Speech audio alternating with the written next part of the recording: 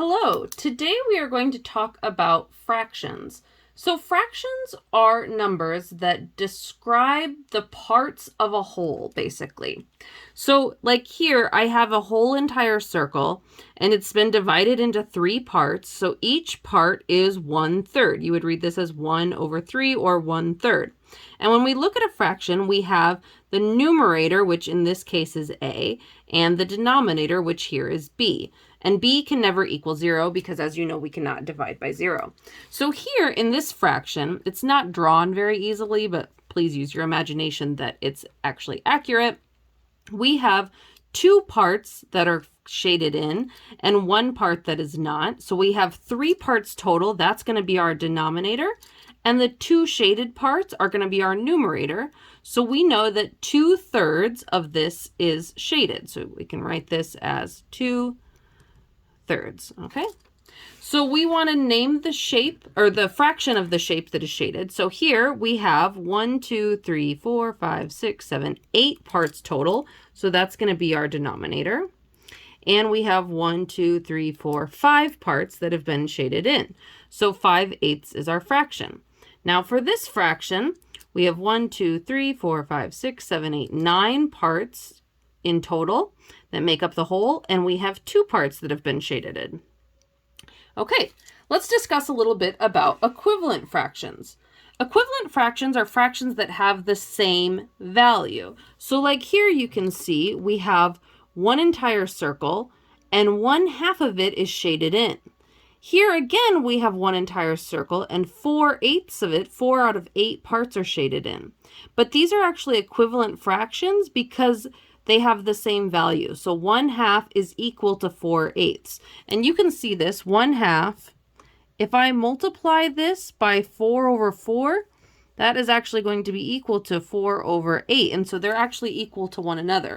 Likewise, if I took 4/8 and I divided it by 4, I'm going to end up with 4 divided by 4 is 1, 8 divided by 4 is 2. I'm going to get 1/2. So that's all equal.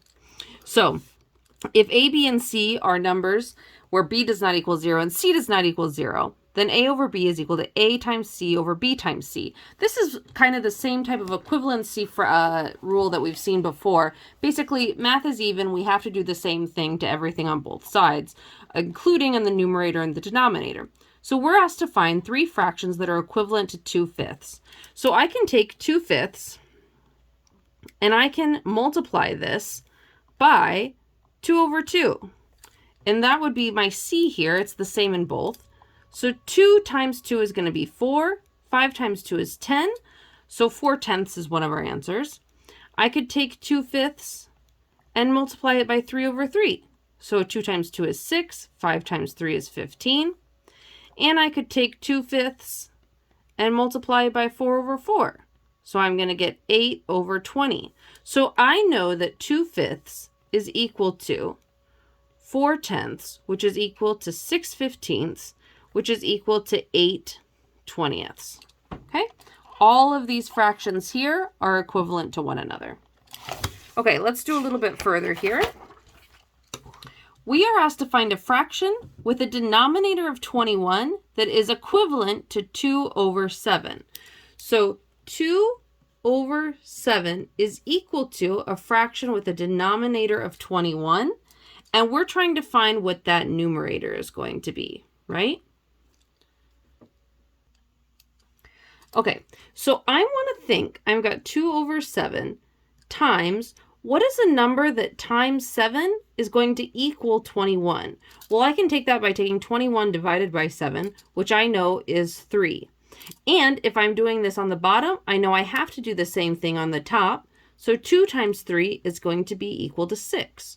So my answer is 6/21. 2/7 is equal to 6/21. All right.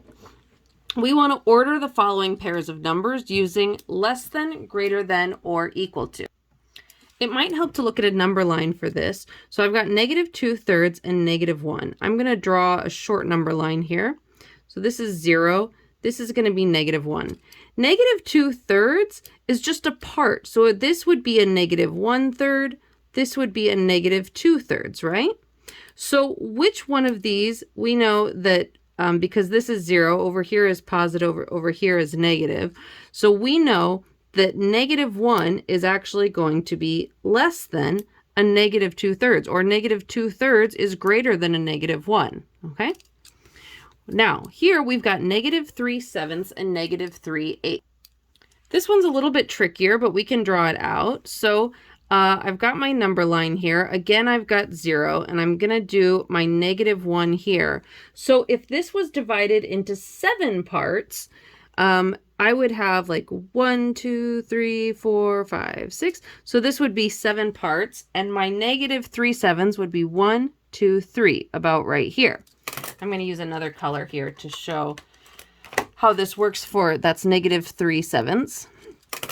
But if I have my -3/8, again, I've got 0, I've got -1. So I'm going to have 1, 2, 3, 4, 5, 6, 7. My -3/8 would be 1, 2, 3. Here's a -3/8, and this is kind of hard to see, but you can see that -3/8 is just ever so slightly greater than, right? Here's our positive, here's our negative, ever so slightly greater than -3/7. So that is going to be greater than. Okay, we can practice some of these in class. Please bring your questions, and I will see you then. Thank you.